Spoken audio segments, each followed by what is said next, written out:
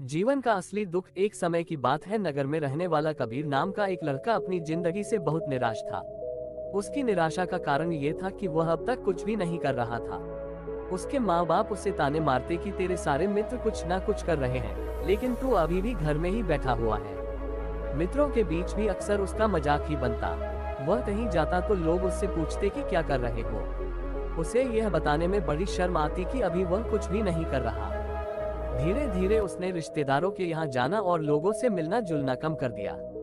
वह ज्यादातर समय अपने घर में ही बैठा रहता। वो अकेले में रोता, भगवान को कोसता और अपनी किस्मत को दोष देता। अब उसे अपनी जिंदगी बोझ लगने लगी थी। कभी कभी वह सोचता कि जब वह कुछ करने के लायक ही नहीं है तो फिर उसके जिंदा रहने का भी क्या फायदा, उसे तो मर जाना चाहिए। एक दिन वे अपने नगर की एक सड़क से गुजर रहा था।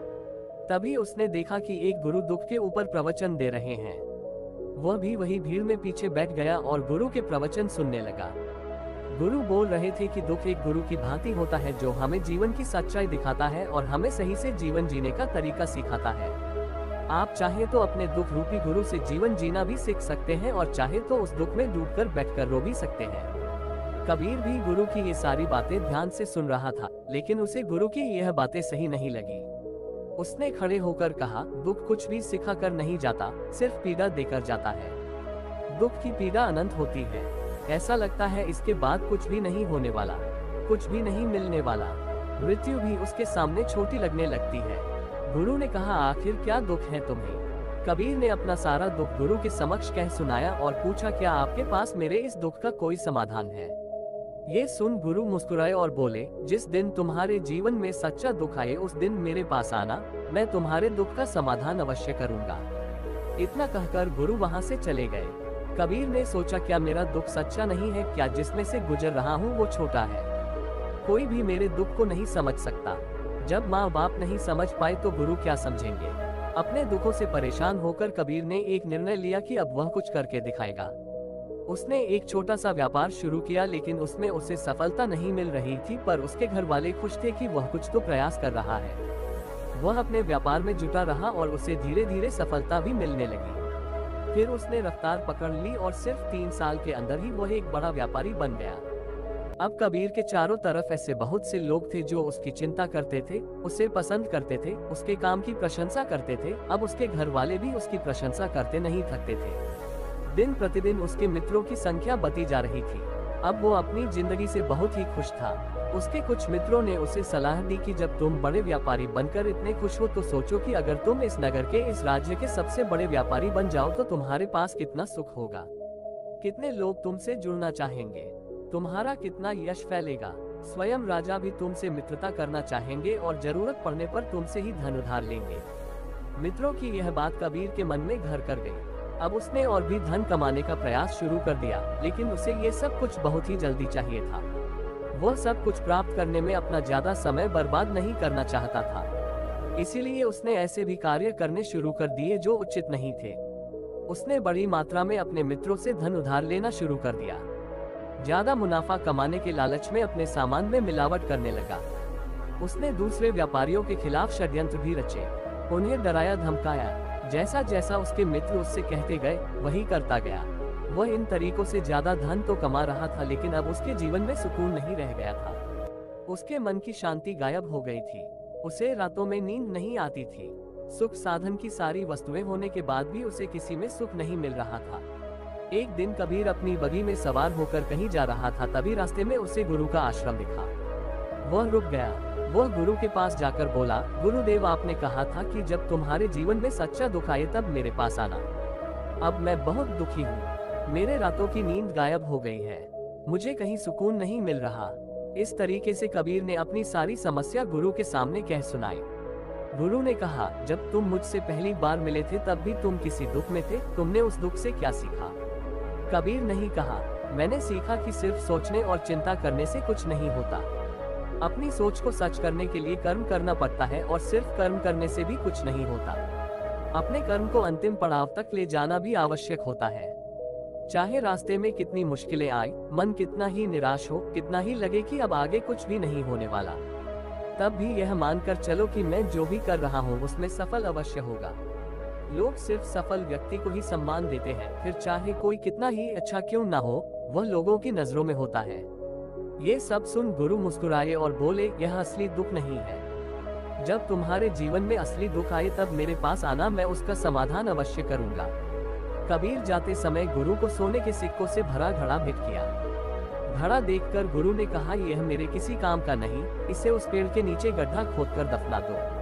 कबीर ने गुरु के कहे अनुसार घड़े को पेड़ के नीचे दफना दिया और वहां से चला गया। कुछ दिनों तक तो व्यापार अच्छी तरक्की कर रहा था, लेकिन गलत व्यापार की वजह से ही धीरे धीरे उसे व्यापार में घाटा होने लगा।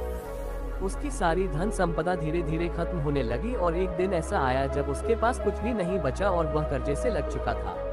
लेकिन वह निश्चित था, क्योंकि उसने सारा कर्ज अपने मित्रों से ही लिया था। मैं सोचता था कि उसके मित्र बुरे समय में उसका साथ देंगे, लेकिन ऐसा कुछ भी नहीं हुआ। बुरा समय आते ही मित्रों ने ही सबसे पहले अपना उधार मांगना शुरू किया और उधार वापस न करने पर जान से मारने की धमकी भी दी। उसके शुभचिंतक, उसे चाहने वाले सब उससे दूर हो गए। उसके वो मित्र जो उसके साथ मौज मस्ती किया करते थे, अब उससे दूर भागने लगे। उसके परिवार वाले उसे उसकी गलतियां और कमियां गिनाने लगी। उसकी सारी संपत्ति नीलाम हो गई और उसके पास कुछ भी नहीं बचा। उसने अपने पिता से सहायता मांगी, तो पिता ने कहा, मेरे पास ये थोड़ी सी ही संपत्ति है, अगर मैं ये भी तुम्हें दे दूंगा तो तुम्हारी माँ को कहाँ रखूंगा। ये संपत्ति हमारा आखिरी सहारा है। कबीर के भीतर बहुत गहरा दुख था।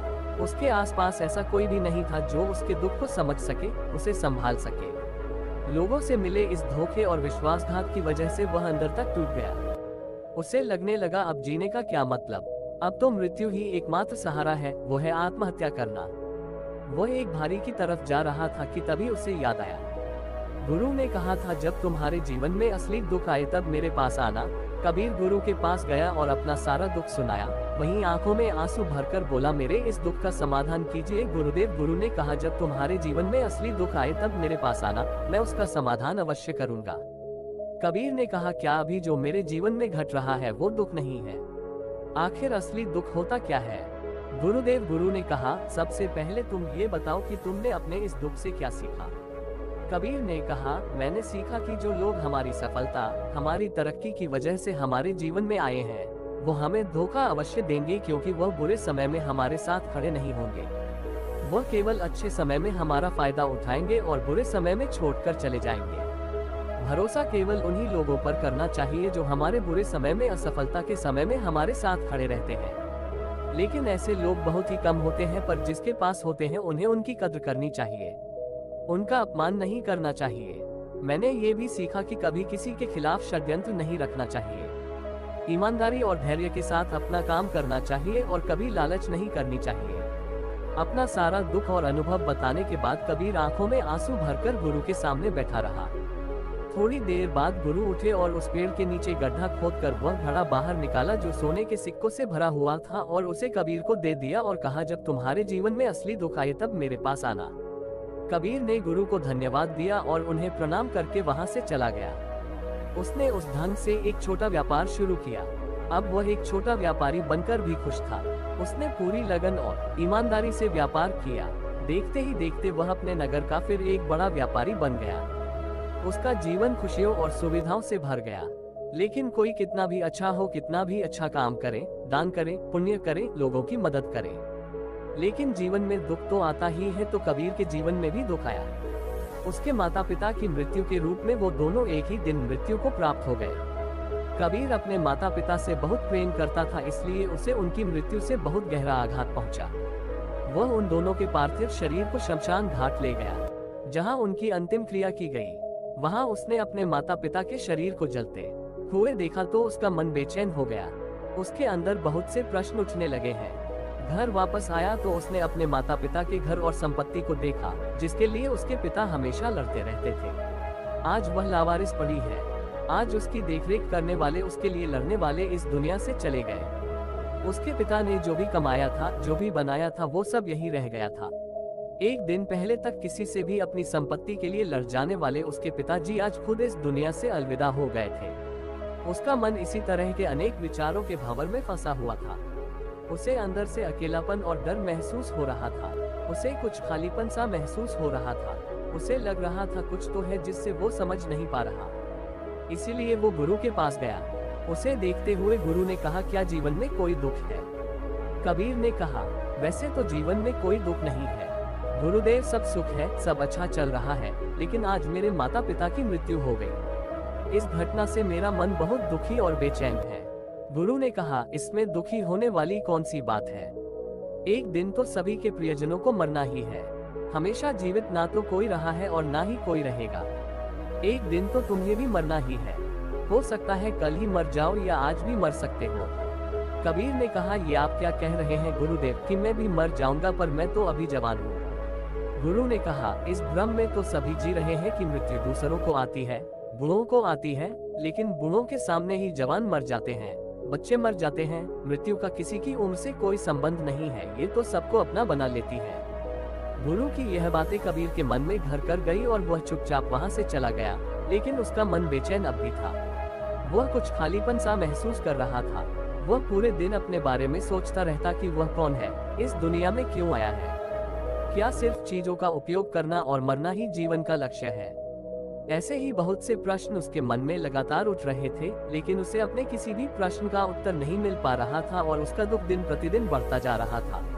इसीलिए कुछ दिनों बाद वह फिर गुरु के पास पहुंचा और बोला, गुरुदेव, मैं बहुत दुखी हूँ क्योंकि मैं ये नहीं जान पा रहा हूँ कि मैं कौन हूँ और इस दुनिया में क्यों आया हूँ। ये सुन गुरु मुस्कुराए और बोले, आज पहली बार तुम्हारे जीवन में सच्चा दुख पैदा हुआ है।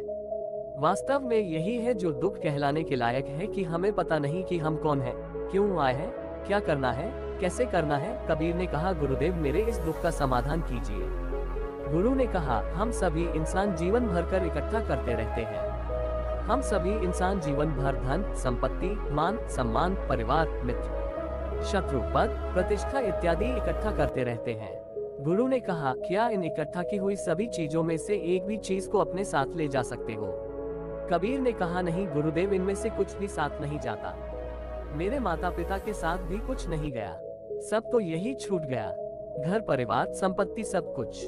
गुरु ने कहा, अब मेरी बातों को ध्यान से सुनना। इस दुनिया में हमें जो इकट्ठा करना चाहिए वो तो हम कभी इकट्ठा करते ही नहीं। चीजें हमारे सामने ही होती है, लेकिन हम उन्हें देखने का प्रयास ही नहीं करते। इस दुनिया में हमें जिस चीज को इकट्ठा करना है वो हम खुद हैं। हमें खुद को इकट्ठा करना है ताकि जब मृत्यु हो तो हम एक हो सके और स्वयं को पहचान सकें। हम भीतर से बंटे हुए हैं। हम बंटे हुए हैं प्रेम में, नफरत में, क्रोध में, जलन में, क्रूरता में, धन में, संपत्ति में, पद में, प्रतिष्ठा में, मान में, पहचान में, धर्म में, जाति में, ऐसे ही सैकड़ों हजारों चीजों और वास्तव में हम बंटे हुए हैं। हम टुकड़ों में जीवन जी रहे हैं। इस बंटवारे की वजह से हमारी चेतना कभी एक नहीं हो पाती। हमारी चेतना शक्ति बिखर गई है। इसीलिए हमारे पास इतना भी समय नहीं है, इतनी भी ऊर्जा नहीं है कि हम मुड़कर एक बार अपने भीतर देख सकें। वास्तव में जिस धन की कमी, सुविधाओं की कमी, मान सम्मान की कमी को लोग दुख समझते हैं और जीवन भर उसे दुख बोलकर रोते रहते हैं और उनका समाधान खोजने का प्रयास करते रहते हैं, उन्हें उसका समाधान कभी मिलेगा ही नहीं। क्योंकि जिन्हें लोग दुख कहते हैं वो असली दुख है ही नहीं, वो तो सिर्फ इंसान की चाहत है, उसकी इच्छा है जिसकी पूर्ति कभी नहीं की जा सकती। इसीलिए यहाँ व्यक्ति को ऐसे दुखों का कभी समाधान मिला ही नहीं। इसीलिए इन सब के ऊपर अगर अपने दुखों का परम समाधान चाहिए तो सबसे पहले अपने आप को इकट्ठा करो, अपनी ऊर्जा को इस संसार से वापस खींचो और एकत्रित करो। अपने ऊपर ध्यान दो, खुद पर ध्यान लगाओ, मृत्यु से पहले अपने आप को पहचान लो, ऐसे ही बिखरे हुए मत चलो। कबीर ने कहा, तो क्या गुरुदेव हमें ये संसार छोड़ देना चाहिए? अपनी सभी इच्छाओं को मार देना चाहिए, किसी से प्रेम नहीं करना चाहिए, धन संपत्ति नहीं इकट्ठा करनी चाहिए, मान सम्मान की आशा छोड़ देनी चाहिए। गुरु ने कहा, एक बिखरे हुए मनुष्य के अंदर से कामनाएं, इच्छाएं और वासनाएं ऐसे ही निकलती है जैसे पहाड़ से कोई पत्थर गिर रहा हो जिस पर पहाड़ का कोई नियंत्रण नहीं है, सिवाय देखने, परेशान होने और कुछ खोने के। इसी प्रकार एक बिखरे हुए मनुष्य की इच्छाएं अनियंत्रित और दुखदायी होती है। उसका अनियंत्रित मन कुछ भी इच्छाएं और कल्पनाएं करता रहता है और दुखी होता रहता है। लेकिन जब व्यक्ति एकत्रित हो जाता है तो वह जो भी करता है सब उसके नियंत्रण में रहता है, तभी इच्छाएं भी उसकी इच्छा से निकलती हैं। कबीर ने कहा, गुरुदेव आपने मेरे सच्चे दुख का समाधान कर दिया, आपका बहुत बहुत धन्यवाद। आपसे मैं खुद को एकत्रित करने का प्रयास करूंगा। गुरु ने कहा, मानव शरीर में बहुत ऊर्जा है, बहुत शक्ति है, पर यह बेकार के कामों में बाझकर रह गई है, चीजों में लगी रहती है। यह ऐसा ही है जैसे कि एक अत्यंत शक्तिशाली मशीन किसी बच्चे के हाथों में दे दी गई हो और वह बिना सोचे समझे, बिना किसी नियंत्रण और जानकारी के बस इसकी शक्ति को कहीं भी बर्बाद कर रहा हो। इसीलिए अपनी चेतना की शक्ति पर ध्यान दो और इसे एकत्रित करो। कबीर को अपने प्रश्नों का उत्तर मिल चुका था। उसने गुरु को धन्यवाद किया और चुपचाप वहां से चला गया। दोस्तों, उम्मीद है कि आपको ये कहानी पसंद आई होगी। यदि आप ऐसी और मजेदार कहानियों और संदेशों को सुनना चाहते हैं तो द बुद्धिस्ट इंस्प्राइड पर आकर देख सकते हैं।